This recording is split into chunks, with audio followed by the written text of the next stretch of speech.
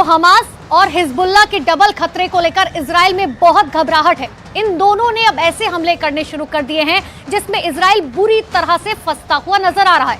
लेकिन नेतन्याहू के सलाहकार इसे इजराइल के लिए मौत का फंदा बता रहे हैं।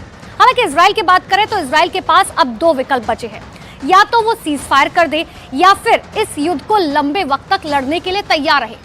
लेकिन इजराइल सीज फायर करना नहीं चाहता। लेकिन सबसे बड़ा सवाल यह है कि लंबा युद्ध लड़ने के लिए उसके पास अब हथियारों की कमी भी होने लगी है और हमास अब इसी बात का फायदा भी उठाने लगा है।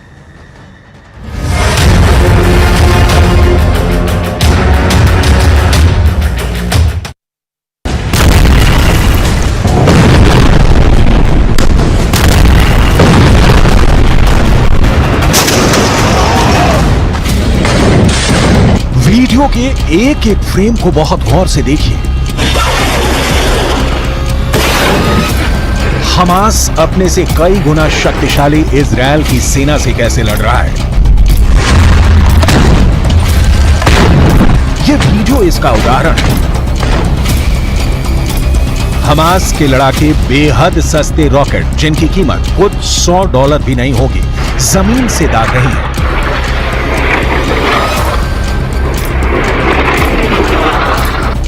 इतना सस्ता और जुगाड़ का रॉकेट हमास ने तैयार किया है कि इजरायल भौंचक्का है। इन सस्ते से रॉकेट के लिए इजरायल को अपने लाखों डॉलर की मिसाइलें खर्च करनी पड़ रही है, क्योंकि गाजा की ओर से आया एक तिनका भी इजरायली डिफेंस के टारगेट पर है और वो इजरायल की सीमा में दाखिल हो उससे पहले नष्टो नाबूद किया जाना जरूरी है।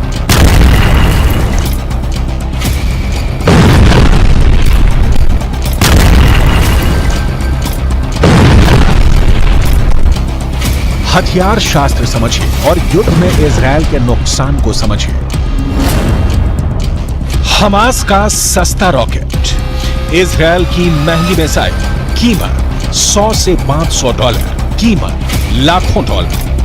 इजरायली खुफिया एजेंसी और इजरायली एयरफोर्स की सारी ताकत इन जैसे बेहद कमजोर और हल्के रॉकेट को रोकने में लग रही है। हमास के अल कुद्स ब्रिगेड ने ऐसा ब्रेन लगाया है कि इजरायल की परेशानी बढ़ गई है।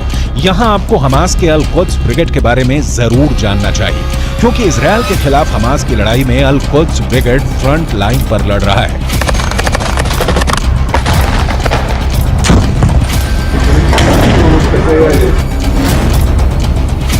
अल कुद्स ब्रिगेड गाजा में हमास के बाद नंबर 2 संगठन है। 1981 से यह संगठन फिलिस्तीन में इस्लामिक राज स्थापित करने के लिए इजरायल के साथ हिंसक जंग लड़ रहा है। अल कुद्स के टॉप लीडर का नाम है जियाद अल नाखल्ला। ये खुद सीरिया की राजधानी दमिश्क में रहते हैं, लेकिन वहीं से अपने लड़ाकों को ऑर्डर देते रहते हैं। हमास कैसे इजरायल की वॉर स्ट्रेटेजी का तोड़ निकाल रहा है, इसकी कुछ और डिटेल आपको आगे दिखाएंगे, क्योंकि युद्ध में जीत की गारंटी आर्थिक नुकसान की तुलना में हमेशा बड़ी होनी चाहिए। लेकिन इजरायल के साथ ऐसा नहीं हो रहा।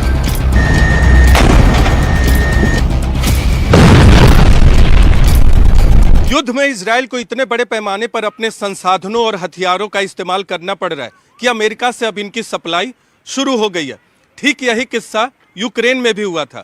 दरअसल यूक्रेन की सस्ती मिसाइलों के खिलाफ रूस को अपने करोड़ों डॉलर की मिसाइलों का इस्तेमाल करना पड़ रहा था।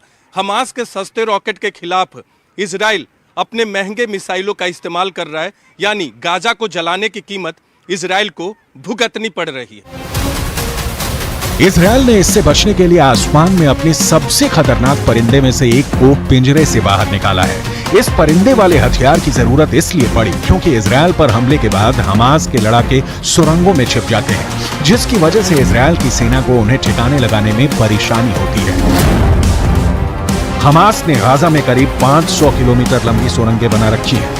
ये सुरंगें घनी आबादी वाले इलाकों से होकर गुजरती हैं और हमास के इन सुरंगों का था लगा पाना इजरायल की सेना के साथ वहां की खुफिया एजेंसी मोसाद के लिए भी चुनौती बन गया है। इजरायल की मीडिया के मुताबिक इसीलिए इजरायल ने अपने सबसे ताकतवर जासूसी ड्रोन एल्बिट हर्मेस 450 को गाजा में उतार दिया है, ताकि जमीन के नीचे बसी हमास की दुनिया का नक्शा निकाला जा सके और वहां छिपे हमास के एक एक लड़ाके को मौत के घाट उतारा जा सके। इजरायली मीडिया का दावा है कि यह जासूसी ड्रोन निगरानी के लिए बेहद कारगर है। इसे इतना ताकतवर माना जाता है कि यह पाताल में छिपे दुश्मन का भी पता लगा सकता है। इजरायल की मीडिया के मुताबिक ये ड्रोन एक बार में करीब 20 घंटे तक उड़ान भर सकता है। इसकी रेंज करीब 300 किलोमीटर तक बताई है। एल्बिट हर्मेस 450 ड्रोन करीब 170 किलोमीटर प्रति घंटे की रफ्तार से उड़ान भर सकता है और सबसे खास है इसका रेडार सिस्टम, जो जमीन के नीचे होने वाली हलचल का भी पता लगा सकता है, वो भी 18,000 फीट की ऊंचाई पर उड़ान भरते हुए। इजरायल के पास दुनिया की सबसे लेटेस्ट तकनीक वाले ड्रोन मौजूद हैं। इजरायल के पास हमास के खिलाफ लड़ने के लिए अभी बहुत से हथियार भी हैं, जिनका इस्तेमाल इजरायल युद्ध जारी रहा तो जरूर कर सकता है। दूसरी ओर ड्रोन के स्तर पर हमास भी कमजोर नहीं है। कामिकाज़े ड्रोन टेक्नोलॉजी को ईरान के जरिए हमास के आतंकवादियों तक पहुंचाया गया है। इसके जरिए इजरायल की फौज के हर एक मूवमेंट को हमास के लड़ाके पहले ही जान लेते हैं। काले रंग का कामिकाज़ी ड्रोन आत्मघाती हमलावर है। इसी ड्रोन के जरिए अभी तक आईडीएफ के खिलाफ हमास ऑपरेशन को अंजाम देते आया है। ये यूक्रेन में इस्तेमाल किए जा रहे ईरान के शाहिद ड्रोन का सस्ता वर्जन है। हमास की सुरंगों में अभी काफी हथियार बचे हुए हैं, जिसे जमींदोज किए बिना हमास का संपूर्ण विनाश संभव नहीं है। लेकिन इजरायल के साथ परेशानी यह है कि हमास ही अकेला दुश्मन नहीं है। लेबनान के हिजबुल्लाह भी हैं, यमन के हूथी विद्रोही भी हैं, जिनकी ओर से हमास के समर्थन में इजरायल पर मिसाइलों और रॉकेट से हमले हो रहे हैं। हालात इतने बदतर हैं जैसे कभी भी किसी भी वक्त तीसरा विश्व युद्ध भड़क उठे।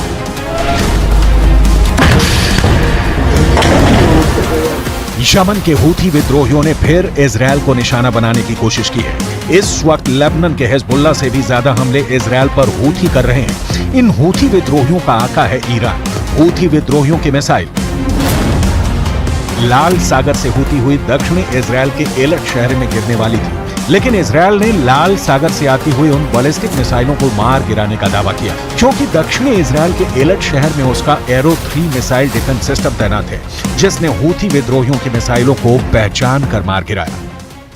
הלחימה נמשכת, אין הפסקת אש, אנחנו חוזרים על זה, אין הפסקת אש, אנחנו ממשיכים להילחם. हूथी विद्रोहियों को रोकने के लिए अमेरिका ने लाल सागर में अपना एयरक्राफ्ट कैरियर आइजनहावर उतारा है, तो वहीं हिजबुल्लाह के खिलाफ भूमध्य सागर में जेराल्ड फोर्ड पहरा दे रहा है। इजराइल के पास खुद दुनिया का टॉप एयरक्राफ्ट सिस्टम मौजूद है। इजराइल इस वक्त गाजा में अपनी पूरी ताकत से जुटा हुआ है हमास के अंतिम लड़ाके की मौत तक। यमन से आती मिसाइल को इजरायल के एरो 3 मिसाइल डिफेंस सिस्टम ने नष्ट कर दिया। इजरायल का एरो 3 मिसाइल डिफेंस सिस्टम सटीक हमले करने में माहिर है और मिसाइल को ट्रैक करके उसे हवा में तबाह करने का दम रखता है। इजरायल ने जब एरो 3 मिसाइल डिफेंस सिस्टम का टेस्ट किया था तो ये 100% सफल रहा था। हमास किसी भी स्तर पर इजरायल के सामने नहीं टिक सकता। लेकिन सवाल है कि इस युद्ध का अंत क्या है? क्या किसी साजिश के तहत पश्चिमी एशिया को जलाने की कोशिश की जा रही है? क्योंकि इस वक्त जो साफ दिख रहा है वो ये कि गाजा की आग में आम फिलिस्तीनी मर रहे हैं, लेकिन उस आग में कई दूसरे देश हाथ सेक रहे हैं। दरअसल रूस, ईरान और चीन ये तीनों नहीं चाहते कि माहौल शांत हो, क्योंकि इन तीनों देशों को पता है कि पश्चिम एशिया उनके दुश्मन अमेरिका की कमजोर कड़ी है और इजरायल की वजह से अमेरिका दुनिया में अलग थलग पड़ता जा रहा है, क्योंकि गाजा में जो कुछ हो रहा है उसके लिए अमेरिका को भी जिम्मेदार ठहराया जा रहा है। ये तीनों देश इसका फायदा उठाना चाहते हैं और इसीलिए पश्चिम एशिया के मुस्लिम देशों को अमेरिका के खिलाफ इन लोगों ने खड़ा करना शुरू कर दिया। पश्चिम एशिया के मुस्लिम देशों की संख्या अच्छी खासी है। अगर रूस, ईरान और चीन को Iran, Jordan, Kuwait, Lebanon, Oman, फिलिस्तीन, कतर, सऊदी अरब, सीरिया, तुर्की, संयुक्त अरब अमीरात और यमन जैसे देशों का साथ मिल गया तो फिर पूरी बाजी ही पलट सकती है। इन सारे देशों के बीच इजरायल अमेरिका के खिलाफ एक होने की ताकत उस लेवल पर कभी नहीं रही, जैसा कि दावा किया जाता रहा है। संयुक्त अरब अमीरात और ईरान के बीच भी सुलगते मुद्दे हैं। 22 देशों का अरब संगठन शब्दों का खेल खेल रहा है। फिलिस्तीन में मानवीय मदद के नाम पर कुछ ट्रकों को भेजे जाने के अलावा इन देशों ने कोई कदम नहीं उठाया। ईरान के राष्ट्रपति इब्राहिम रईसी अपने शब्दों से ही परमाणु युद्ध छेड़ते रहे हैं। जमीन पर उनका एक भी शब्द सही नहीं उतरा है। युद्ध में कमजोर का मारा जाना तय है और हमास इजरायल से बहुत बहुत बहुत कमजोर है। लिहाजा गाजा चल रहा है। धू कब तक चलेगा कोई नहीं जानता।